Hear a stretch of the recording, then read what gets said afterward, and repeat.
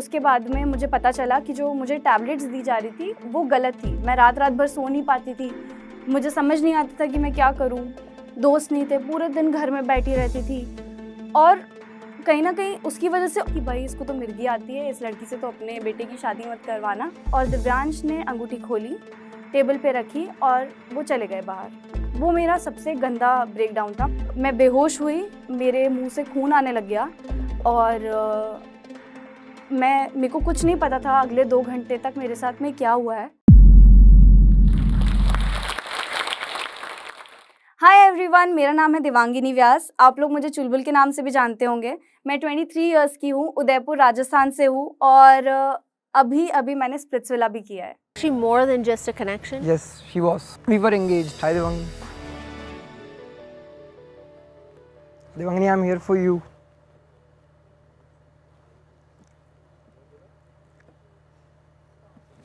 But मेरी back story और मेरी लाइफ का वो हिस्सा जो आप लोगों से छुपा हुआ है वो मैं आपसे आज शेयर करूँगी। तो 10th क्लास में थी मैं जब ऑब्वियसली सब लोगों पे बहुत प्रेशर होता है पढ़ाई का, मेरे पे भी था।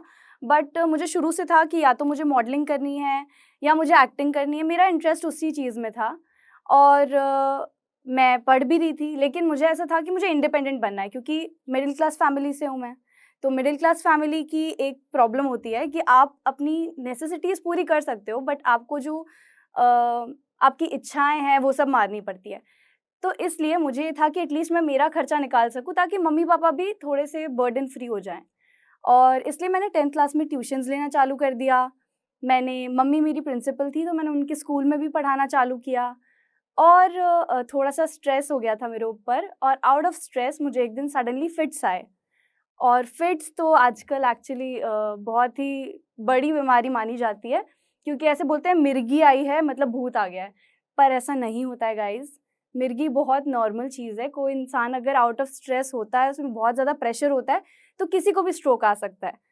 लेकिन मुझे थोड़ा ज़्यादा भयंकर स्ट्रोक आ गया था, तो I was taken to the hospital. Hospital जाने के बाद में मुझे डॉक्टर ने दवाई दी, नॉर्मली जो भी डॉक्टर्स देते हैं, बट वो दवाई मुझे रिएक्ट कर गई और मेरी बॉडी पे head to toe internally, externally blisters हो गए, छाले हो गए थे और आँखों में, कान में, मुँह में, मतलब ना मैं खा सकती थी, देख सकती थी, बैठ सकती थी। पूरा फेस मेरा बिगड़ गया था। I was admitted in the ICU 15 दिन के लिए। 15 दिन तक क्योंकि गले में भी छाले थे, मैं कुछ खा नहीं सकती थी और फिट्स की वजह से मैं वहाँ गई थी, तो मुझे फिट्स भी आते रहते थे बीच-बीच में, तो मैं खुद को नोच लेती थी, तो वापस वो ब्लिस्टर्स फूट जाते थे, तो बहुत ही गंदी कंडीशन थी वो मेरी। और उससे बाहर आना वाज़ रियली वेरी डिफ़िकल्ट। पर 15वें दिन जब मैंने कुछ भी नहीं खाया-पिया था, डॉक्टर्स ने बोल दिया अब ये नहीं बच सकती है, तो मेरे पापा मेरे पास आए और उन्होंने मुझे बोला बेटा, ही वाज़ लिटरली क्राइंग, मैंने उन्हें पहली बार रोते हुए देखा था और उन्होंने मुझे बोला कि चुलबुल, डॉक्टर्स ने भी हाथ खड़े कर दिए, थोड़ी-सी हिम्मत कर ले, थोड़ी और हिम्मत अगर कर लेगी, तो हम लोगों के लिए भी बहुत हेल्पफुल होएगा और हम नहीं चाहते कि तेरी तेरी लाइफ़ पूरी पड़ी है तेरे सामने अभी। तो तू थोड़ा-सा एफ़र्ट कर ले। तो आई आस्क्ड माय डायटीशियन कि आप मुझे कुछ दो, आई विल ट्राई कि मैं उसको स्वॉलो करूँ। तो मैं 5-10 दिन लिक्विड डाइट पे थी। लिक्विड डाइट के बाद धीरे-धीरे ब्लिस्टर्स फूटने लगे, अंदर जाने लगे। घर तो आ गई लेकिन फिट्स अभी भी आ रहे थे और ऐसा होता है कि फिट्स आते हैं तो पता नहीं क्यों दूसरे बच्चों के मम्मी-पापा मेरे मम्मी-पापा से ज़्यादा डर जाते हैं। तो जब मैं ट्यूशन जाती थी अपनी दोस्त के साथ में, तो उसकी मम्मी ने उसको मेरे साथ भेजना मना कर दिया कि यार इसको तो मिर्गी आती है, तेरे को भी भूत-वूत चढ़ गया तो क्या करेंगे? तो मतलब मेरा फ्रेंड ज़ोन ही ख़त्म हो गया था पूरा 10th क्लास में और उसके बाद मुझे रियलाइज़ हुआ कि यार जो है फैमिली है, दोस्त-वोस्त कुछ नहीं होते, किसी काम के नहीं होते हैं। डॉक्टर के साथ मेरा ट्रीटमेंट चल रहा था, जब मुझे फिट्स आने लगे उसके आई गेस 6 मंथ्स तक। लेकिन उसके बाद में मुझे पता चला कि जो मुझे टैबलेट्स दी जा रही थी, वो गलत थी। मतलब स्ट्रोक जब आता है तो वो लोग नोटिस करते हैं कि लेफ्ट हैंड से स्टार्ट हो रहा है या राइट से, एंड मेरे को लेफ्ट से होता था पर वो राइट का ट्रीटमेंट कर रहे थे, जिससे पैरालिसिस भी हो सकता है। तो मेरा 6 महीने तक गलत ट्रीटमेंट चला, उसके बाद मुझे सही डॉक्टर मिले, उनसे कंसल्ट करा। वो 6 महीने मेरे लिए एक्सट्रीमली डिप्रेसिंग थे क्योंकि मैं कहीं जा नहीं सकती थी। मैं कहीं किसी के घर अगर रुकने चली जाती तो मेरे दिमाग में ये चीज़ होती थी यार मुझे स्ट्रोक आ जाएगा। तो मेरे दिमाग में और कोई चीज़ ही नहीं आती थी सिवाय इसकी कि मुझे स्ट्रोक आ जाएगा, और एक दिमाग के एक पार्ट में ये भी रहता था कि यार खुद कुछ करना है लाइफ में, मम्मी-पापा पे बर्डन नहीं बनना है। क्योंकि वो लोग ऑलरेडी इतना सब कुछ मेरी वज़ह से झेल चुके थे, तो मुझे बहुत बुरा फ़ील होता था। तो क्योंकि मुझे गलत दवाई दी जा रही थी 6 महीने तक, उसकी वज़ह से मेरा बॉडी वेट भी बहुत ज़्यादा बढ़ गया था। क्योंकि ब्लिस्टर्स हुए थे, तो पूरी शक्ल भी बिगड़ चुकी थी मेरी। अब मुझे ऐसा लग रहा था कि एक्टिंग और मॉडलिंग के सपने मैंने देखे तो थे, बट ये पूरे कैसे होंगे, कब होंगे? क्योंकि सारी होप्स ख़त्म हो चुकी थी। उसके बाद क्योंकि आप मोटे हो जाते हो ना, तो आप जब कॉलेज जाते हो, स्कूल जाते हो ना, तो बच्चे आपके बारे में बातें करते हैं कि यार ये कितनी मोटी है, आंटी लग रही है, भैंस है, ये है, वो है। मैंने भी वो बहुत सब सुना, और मैं बहुत डिमोटिवेट हो गई। मुझे ऐसा लगता था कि अब मेरी लाइफ़ का कोई मोटिव ही नहीं है, क्योंकि एक चीज़ मेरे को लगता था कि मैं कर लूँगी, वो थी मॉडलिंग और एक्टिंग। अब मैं वो भी नहीं कर पाऊँगी। मुझे टीवी पे दिखना था, मैं कभी टीवी पे भी नहीं दिख पाऊँगी, क्योंकि ना शक्ल-सूरत है, ना बॉडी है। इतना क्रिटिसिज़्म झेल लिया था। मेंटली मैं ऑलरेडी प्रेशर में थी, और लोगों की बातें सुन-सुन के मैं और अपने आप को डिप्रेस करे जा रही थी। तो मैंने बहुत कोशिश करी कि मैं अपना बॉडी वेट थोड़ा-सा कम करूँ, बट क्योंकि वो हार्मोनल था, दवाइयों की वज़ह से भी था, तो उस पे कोई असर नहीं पड़ पा रहा था। जिमिंग का भी, डाइटिंग का भी, किसी चीज़ का कोई असर नहीं पड़ रहा था। और मुझे ऐसा बहुत ही बुरा लगता था खुद के लिए कि मैं अब क्या करूँगी लाइफ़ में, क्योंकि मैंने कंप्यूटर साइंस तो ले ली थी, बट मेरे को उसमें बिल्कुल इंटरेस्ट नहीं था। तो मेरे को किस राह पे अपनी लाइफ़ लेके जा रही थी मुझे समझ नहीं आ रहा था, बट उस टाइम बीइंग में मैंने सोचा कि मैं एक बार इन्फ्लुएंसिंग ट्राई करती हूँ, स्टार्ट करती हूँ। मैंने मेरा इंस्टाग्राम खोला, मैंने बहुत सारे प्रमोशंस किए, मैंने रील्स बनाना चालू किया, और उसमें भी मुझे बहुत हेट मिली कि मोटी है, भैंस है, इससे कुछ नहीं होगा, आंटी जैसी दिखती है तो 20 साल की लेकिन दिखती है ये 35 साल की। तो बहुत ज़्यादा कुछ सुना मैंने, और मैंने कपड़ों के बारे में भी बहुत कुछ सुना कि तू मोटी है तो ऐसे कपड़े मत पहन, पतली है तो ऐसे कपड़े मत पहन। एक टाइम था जब, क्योंकि ये क्या होता है, आपके मम्मी-पापा भी ये सब चीज़ें पढ़ रहे होते हैं। जो कमेंट करता है उसे ये चीज़ रियलाइज़ नहीं होती है, बट जो कमेंट पढ़ रहा होता है उसे पता होता है कि ये मेरी बेटी के लिए है, या मेरे मम्मी-पापा पढ़ रहे हैं। तो वो भी मैंने बहुत फेस किया, जब मुझे बोला जाता था कि तू ये कपड़े नहीं पहनेगी, इंस्टाग्राम बंद कर दे, ये मत चला, वो मत कर। बट मैं हमेशा एक ही चीज़ बोलती हूँ कि अगर कोई नेशनल लेवल पे स्विमिंग करता है, तो वो साड़ी पहन के पूल में नहीं कूदता। वो आपके लिए मेडल लेके आ रहा है क्योंकि वो स्विम सूट पहन रहा है। अगर आप उसे एक्सेप्ट कर सकते हो, तो आप नॉर्मल लड़कियों को क्यों एक्सेप्ट नहीं कर सकते हो? तो मेरे दिमाग में ये चीज़ थी, मैंने मेरे पेरेंट्स से भी शेयर करी कि ये मेरा पर्सपेक्टिव है, मुझे नहीं पता लोग क्या बोलते हैं, बट मैं ऐसी हूँ और अब मैं ऐसे ही रहना चाहती हूँ, मैं खुद को डिप्रेस नहीं करूँगी। और मेरे बॉडी वेट पे जो भी बोला जाता था, या और मेरे बॉडी वेट पे जो भी बोला जाता था, मुझे बॉडी शेम किया जाता था, या मुझे लगता था कि मैं लाइफ़ में कुछ नहीं कर सकती, वो सब धीरे-धीरे कम होने लगा, क्योंकि मेरी लाइफ़ में एंट्री हुई दिव्यांश की। हम लोग साथ में कॉलेज में थे, और दिव्यांश ने मुझे एक बहुत अच्छी चीज़ सिखाई कि लाइफ़ में आपको अगर कुछ करना है, तो लोग आपकी टाँग नीचे ही खींचेंगे। आपको बहुत सारी चीज़ें बोलेंगे, आपको कभी ऊँचाई पे नहीं जाने देंगे। तो वो जो बोलते हैं ना, उनको एक कान से सुनो, दूसरे से बाहर निकाल दो। उस चीज़ ने मुझे थोड़ी-सी हिम्मत दी कि नहीं यार, अभी भी लाइफ़ में कुछ बचा है। मैं अच्छे से अच्छा कर सकती हूँ अपनी लाइफ़ में, अपने लिए खुद एक अपना एम्पायर बना सकती हूँ, और मैंने वही किया। बहुत प्यारी लाइफ़ हो गई थी मेरी, मतलब मुझे लगता ही नहीं था कि अब कोई प्रॉब्लम है, क्योंकि इन्फ्लुएंसिंग या मॉडलिंग जो मुझे करना था, उसके लिए वो मुझे बहुत ज़्यादा मोटिवेट करता था कि तुझे जो करना है तू वो कर, मैं हूँ तेरे साथ में, जो करना पड़ेगा अपन करेंगे, बट तू जा। और उसके बाद डेटा रिसर्च का हम काम करते थे, एक पुणे की कंपनी थी उसमें। वो काम करने के बाद में हम लोगों ने खुद की एक डेटा रिसर्च की कंपनी ओपन करी। उसके बाद हम लोगों ने, हमारा फैमिली प्रेशर था, ऐसा होता है हमारे यहाँ, अगर आप 5-6 साल एक रिलेशनशिप में होते हो, तो फैमिली को ऐसा लगता है कि या तो अब आप इसको कमिट करो, लोगों के सामने इसको एक्सेप्ट करो, नहीं तो फिर दूसरे रिश्ते आ रहे हैं, उन्हें भी हम आगे बढ़ाएँगे। तो मेरे पेरेंट्स को भी वही चीज़ थी, उन्होंने दिव्यांश को बोला कि आप दोनों सगाई कर लो, और दिव्यांश पे रिस्पॉन्सिबिलिटी का जो प्रेशर था, उसकी वजह से वो थोड़े डर गए। सगाई तो हुई, बट बहुत ही बुरे टर्म्स पे हुई थी, क्योंकि सगाई के 1 दिन पहले तक दिव्यांश की फैमिली को दिव्यांश ने नहीं बताया था कि हमारी सगाई है। सिर्फ़ मम्मी-पापा को पता था, और जब मैं घर गई तो मुझे पता चला कि किसी को इनवाइट ही नहीं किया गया है क्योंकि दिव्यांश को नहीं चाहिए था कि किसी को पता चले। तो मैं रो के बाहर निकली क्योंकि मैं इमोशनली बहुत ज़्यादा इन्वेस्टेड थी उनमें। हम लोगों ने 5 साल साथ में निकाले थे और उन 5 सालों में अगर मैं कुछ बोल देती थी, तो वो पत्थर की लकीर होता था। मतलब दिव्यांश को वो करना ही है, मतलब करना ही है। वो पूरी दुनिया की बात भूल सकता है बट मेरी नहीं। तो जब वो चीज़ हुई तो मुझे बहुत बुरा फ़ील हुआ क्योंकि मैंने कभी एक्सपेक्ट नहीं किया था कि मुझसे सगाई करना किसी को इतना प्रॉब्लमैटिक लगेगा। और उससे पहले भी एक चीज़ हो चुकी थी कि मेरे लिए एक रिश्ता आया था जो मेरे को पता भी नहीं था कि मम्मी-पापा ने उस रिश्ते के लिए बात करी है और उनको सिर्फ़ इतना बताया गया कि इसको फिट्स आते हैं। और उन लोगों ने अगले दिन कॉल किया, ना हमसे बात करी और हमारे दादा-दादी की साइड जाकर बहुत सारी चीज़ें बोली कि भाई इसको तो मिर्गी आती है, इस लड़की से तो अपने बेटे की शादी मत करवाना। दिव्यांश के केस में मुझे ये भी एक पॉज़िटिव पॉइंट लगता था कि उसको पता था कि मेरे को फिट्स आते हैं, बट फिर भी he always stood by my side.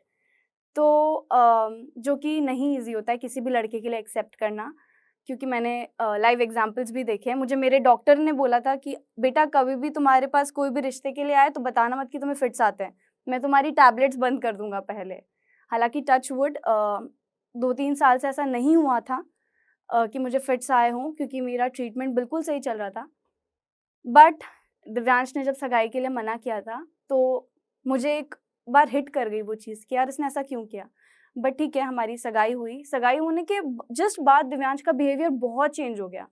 Drastic change, मतलब मेरी बात नहीं सुनना, हम लोगों के बीच में बहुत ज़्यादा झगड़े होने लग गए। कभी भी एक कॉमन पॉइंट निकलता ही नहीं था, बस बहस होती रहती थी एक-दूसरे के साथ में। तो वो चीज़ से मैं और डिप्रेस होने लग गई और सडनली एक दिन पापा ने दिव्यांश को जनरली बैठ के बोला कि अब शादी कर लेते हैं। और दिव्यांश का रिप्लाई था कि आप पूरे समय शादी के लिए बोलते रहते हो, सगाई तो आपने ज़बरदस्ती करा ली, अब आप शादी भी करा लो। तो पापा ने बोला आप नहीं करोगे तो कोई और कर लेगा, और दिव्यांश ने अंगूठी खोली, टेबल पे रखी और वो चले गए बाहर। उस टाइम वो मेरा सबसे गंदा ब्रेकडाउन था। मतलब मुझे ऐसा लगा था जितना मैं फिट्स के टाइम परेशान नहीं हुई, मैं इस टाइम हो गई थी। क्योंकि आप किसी इंसान से बहुत ज़्यादा अटैच्ड होते हो, इन्वेस्टेड होते हो और इतनी सारी चीज़ें पहले से हो गई होती है तो आपको लगता है कि you are good for nothing. मुझे भी ऐसा लगने लग गया था I am not good for nothing. अब मैं ना मैं मॉडलिंग कर सकती हूँ, ना मैं एक्टिंग कर सकती हूँ, ना मैं काम सँभाल सकती हूँ अपना। मैं कुछ भी नहीं कर सकती अब अपनी लाइफ़ में। मेरी लाइफ़ मैंने 5 साल एक ऐसे लड़के के पीछे वेस्ट कर दी, जिसने एंड में ये बोल दिया अपनी बेटी को सँभालो। तो मेरे लिए बहुत ट्रॉमेटाइज़िंग था वो। मतलब अभी भी मैं बोल रही हूँ तो मुझे बहुत अजीब लग रहा है। दिव्यांश और मेरी जब सगाई टूटी उसके बाद में आई गेस 1 साल या 1.5 साल का गैप था। जब दिव्यांश ने बहुत कोशिश करी कि वो मुझसे बात करें, पापा को सॉरी बोलें, बट ऑब्वियसली जब इतनी बड़ी चीज़ हो जाती है, जब आप किसी को बोल रहे हो कि आप अपनी बेटी को सँभालो, तो कोई भी पेरेंट हो, वो अपनी बेटी को बहुत प्यार करता है, अपने बच्चे को बहुत प्यार करता है। वो नहीं चाहता कि वो वापस उस डायरेक्शन में कभी जाए, जो इंसान वापस उसको रिजेक्ट कर सकता है। तो और मुझे भी बिल्कुल बर्दाश्त नहीं था कि भाई मेरे पापा को आप ऐसे कैसे बोल के चले गए। तो मुझे ना दिव्यांश से बात करनी थी, ना मुझे उसकी शक्ल देखनी बर्दाश्त थी। हमारे बीच में कोई कम्युनिकेशन नहीं हो रहा था प्रॉपर। ही वाज़ ट्राइंग, वो कोशिश करता था, वो म्यूचुअली दोस्तों के थ्रू बात करने की कोशिश करने का, बट अब मेरे को ऑलरेडी दोस्तों से कुछ था नहीं ख़ास मोह, मुझे किसी से बात करने की इच्छा नहीं होती, तो मैं घर में रहती थी। मैंने कंपनी पे फ़ोकस किया क्योंकि कंपनी मेरे लिए थी, मेरे नाम थी, तो ऑब्वियसली मेरे को ही कंपनी को आगे लेके जाना था। उस टाइम बीइंग में Divyansh was not working in the company, मैं ही काम कर रही थी और मेरा ध्यान नहीं रहता था, टू बी वेरी ऑनेस्ट। मुझे नहीं समझ आता था और मैं बहुत गलतियाँ करती थी क्योंकि वो ट्रॉमा बहुत ज़्यादा था। मैं रात-रात भर सो नहीं पाती थी, मुझे समझ नहीं आता था कि मैं क्या करूँ? दोस्त नहीं थे, पूरे दिन घर में बैठी रहती थी और कहीं न कहीं उसकी वज़ह से और ज़्यादा मेरा वेट गेन होने लग गया क्योंकि कोई एक्टिविटी ही नहीं हो रही थी। ना मैं बाहर जा रही हूँ, ना मैं कुछ यूज़फुल कर रही हूँ। मैं घर में बैठी हूँ, मैं बस लैपटॉप पे काम करे जा रही हूँ, बस उसके अलावा मैं कुछ भी नहीं कर रही हूँ। और वो जो काम कर रही हूँ उसमें भी मेरा पूरा ध्यान नहीं है। तो मुझे नहीं समझ आ रहा था कि मेरे को क्या करना है अब आगे।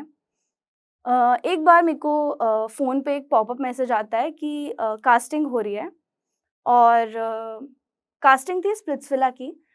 कोई हमा आई थिंक मेरा नोन में मॉडलिंग के टाइम पे कोई था, उसने वो डाला था और मैंने बोला कि यार मैं घर में बैठी हुई हूँ, मैं कुछ कर नहीं रही हूँ, तो मुझे ट्राई करना चाहिए, मेबी हो सकता है कि मैं सिलेक्ट हो जाऊँ या वैसे भी मूव ऑन करना है, अच्छे दोस्त मिल गए अंदर तो बहुत अच्छी बात है, वरना ट्राई करने में क्या जाता है। और मुझे बिल्कुल एक्सपेक्टेड नहीं था कि मैं सिलेक्ट होंगी। मैंने दिया ऑडिशन देने के बाद में मुझे कॉल आ गया कि अब आप मुंबई आ जाओ। मैं मुंबई गई, उन्होंने वहाँ से उन्होंने फिर मुझे सिलेक्ट किया। फिर मेरे को सडनली एक दिन कॉल आता है कि 2 दिन बाद अपने बैग्स पैक करके आप आ जाओ। वो मेरे लिए जेन्युइनली कोई ड्रीम कम ट्रू था और मुझे उस समय तक भी नहीं समझ आ रहा था कि मैं कैसे रिएक्ट करूँ, क्योंकि मुझे कहीं न कहीं बैक ऑफ द माइंड में बहुत सारी चीज़ें थी, क्योंकि मम्मी-पापा को मैंने मना लिया था कि ठीक है, मैं इस शो में जा रही हूँ, मुझे मेरे लिए अब जीना है थोड़ा, क्योंकि मैं बहुत फ्रस्ट्रेट हो चुकी हूँ अब सब चीज़ों से। मुझे नहीं समझ आ रहा मेरी लाइफ़ का मोटिव क्या है और मुझे अगर इतनी बड़ी अपॉर्च्युनिटी मिली है तो मुझे जाना चाहिए। उन्होंने भी सपोर्ट कर लिया। अ, मैं गई भी स्प्लिट्सविला में। स्प्लिट्सविला में जाने के बाद में मुझसे पूछा गया अपने एक्स रिलेशनशिप के बारे में और उस टाइम बॉन्डफायर था और हमको डिस्कस करना था अपने पास्ट रिलेशनशिप्स के बारे में। और मैंने जैसे ही मेरे रिलेशनशिप के बारे में बोलना चालू किया, मैं बहुत ज़ोर-ज़ोर से रोने लग गई। उसी दिन रात को मुझे एक स्ट्रोक आया, हल्का-सा स्ट्रोक नहीं, it was a panic attack, not a proper stroke. मैं बेहोश हुई, मेरे मुँह से खून आने लग गया और मेरे को कुछ नहीं पता था अगले 2 घंटे तक मेरे साथ में क्या हुआ है। मेरे को बस अपने गिरने की आवाज़ आई और मैं बेहोश थी। मैं जब उठी तो मेरे पास में मेरी फ्रेंड बैठी हुई थी खनक, तो मैंने उसको पूछा कि मुझे क्या हुआ था? क्योंकि मेरी जीभ पूरी कटी हुई थी और मैं बोल नहीं पा रही थी। तो उसने मुझे बोला कि कुछ नहीं हुआ था तुझे? मैंने बोला तू मुझे सच्ची-सच्ची बता कि तुझे क्या हुआ था? मतलब मुझे क्या हुआ था? तो वो बोलती कुछ भी नहीं हुआ था। मैंने बोला कि मेरे को स्ट्रोक आया था या मेरे को पैनिक अटैक आया था? तो उसने मेरे को मना कर दिया। तो मैंने जैसे ही मेरी जीभ पे हाथ लगा के देखा और उस टाइम तक भी खून आ रहा था। मैंने बोला कि मेरे को आया था अटैक, तू मुझे बता नहीं रही है। उसने मुझे बोला हाँ आया था, बट तू प्लीज़ अभी टेंशन मत लेना। उसने बोला और मैं फिर रोने लग गई, क्योंकि मैं 3 साल से उस चीज़ से फिर भाग रही थी और वो वापस हो गया। तो मेरे लिए और मुझे नहीं समझ आ रहा था कि मैं इस प्लेटफ़ॉर्म पे आई हूँ, इतने बड़े प्लेटफ़ॉर्म पे, यहाँ पे भी मेरा प्रॉब्लम मेरा पीछा नहीं छोड़ रही है। तो कहीं न कहीं मेरे दिमाग में ये सब चीज़ें चलती ही रहती थी और वो पाइल अप होती है कि यार I am good for nothing. And में यही रिज़ल्ट आता है कि मैं कुछ नहीं कर सकती क्या लाइफ़ में? मैं यहाँ आके भी ये सब फ़ेस कर रही हूँ। जब मेरी लाइफ़ में इतना सब कुछ हुआ तो मैंने बिल्कुल उम्मीद छोड़ दी थी कि मैं कभी भी इतने बड़े प्लेटफ़ॉर्म में जाऊँगी या फिर मैं टीवी पे दिखूँगी। बट मुझे ये अपॉर्च्युनिटी दी थी स्प्लिट्सविला ने और मैं बहुत हैप्पी हूँ। मैं बाकी सबको भी यही कहना चाहती हूँ कि तुम लोग मोटे हो, पतले हो, कैसे भी हो, कोई फ़र्क नहीं पड़ता है। तुम फिर भी अपनी पहचान बना सकते हो। मैं भी आज यहाँ खड़ी हूँ, मैं भी मोटी हूँ, मेरे को भी लोग आंटी बोलते हैं, भैंस बोलते हैं और मुझे उन लोगों से कोई फ़र्क नहीं पड़ रहा है, क्योंकि उनके इतना सब बोलने के बाद में भी वो मुझे नहीं रोक सकते हैं। तो तुम्हें अगर लाइफ में कुछ करना है, तो इन सब लोगों की बातों को अवॉइड करना पड़ेगा। और जो लोग बोलते हैं, उन लोगों से भी एक रिक्वेस्ट है कि सोचा करो कि तुम्हारे घर में भी लोग हैं, तुम्हारे घर में भी मम्मी हैं, बहनें हैं। आंटी कौन-सी बुरी बात होती है भाई, आंटी तुम्हारी मम्मी को लोग बोलते हैं। तो इतना ज़्यादा हेट मत दो और अपनी लाइफ को भी अच्छा बनाओ, दूसरों की लाइफ को भी अच्छा बनाओ। तो मुझे फिट्स आते थे और मैंने मेडिकेशन भी ली पूरी। लेकिन मैं बस एक चीज़ आप लोगों को बोलना चाहती हूँ, वो ये कि फिट्स बहुत नॉर्मल है। आप लोगों को इतना बड़ा उसको दिखाने की ज़रूरत नहीं है। आप अगर किसी को फिट्स आते हैं तो आप उससे बहुत जेंटली डील करिए।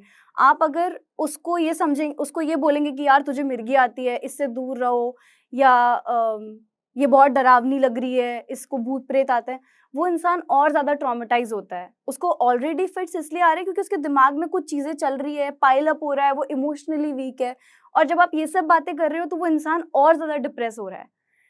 तो अगर उसकी तबीयत खराब है या अगर उसको ये प्रॉब्लम है तो आप अपना हिस्सेदारी मत दो उसमें, उसका सॉल्यूशन निकालो, वो बेटर होगा। लोगों को पैनिक अटैक्स भी आते हैं, वो लोग बहुत कुछ फेस करते हैं, उन लोगों की लाइफ में क्या चल रहा है आपको नहीं पता होता है। और एक और बात कि फिट्स उन लोगों को भी आते हैं जिनको बचपन में कोई ना कोई चोट लगी होती है सर पे, जैसे मुझे लगी थी। मुझे मेरे भाई ने रॉड से मार दिया था सर पे और उसका रिएक्शन होता है कुछ समय बाद, कुछ सालों बाद। बस उस इंसान को थोड़ा जेंटली डील करो उसके साथ में। वो इमोशनली बहुत वीक होते हैं, वल्नरेबल होते हैं, उनको सिर्फ थोड़ा प्यार चाहिए, वो प्यार दो, वो लोग ठीक हो जाएँगे।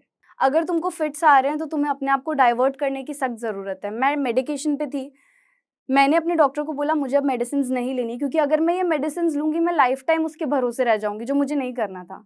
अगर मुझे कभी-कभी फ़ील होता है यार मेरे को अच्छा नहीं लग रहा है या मुझे कोई स्ट्रोक आने वाला है, तो मैं अपने आप को डाइवर्ट करने की कोशिश करती हूँ। मुझे स्पिरिचुअला में हमारे डॉक्टर ने बताया था कि आप कोई भी जैसे एक कोई भी रूम है, उसमें आप 3 ऐसे कलर्स ढूँढो जो सबसे कम है और उन 3 कलर्स पे फ़ोकस करो और जो दूर आवाज़ होती है, उस आवाज़ पे फ़ोकस करो।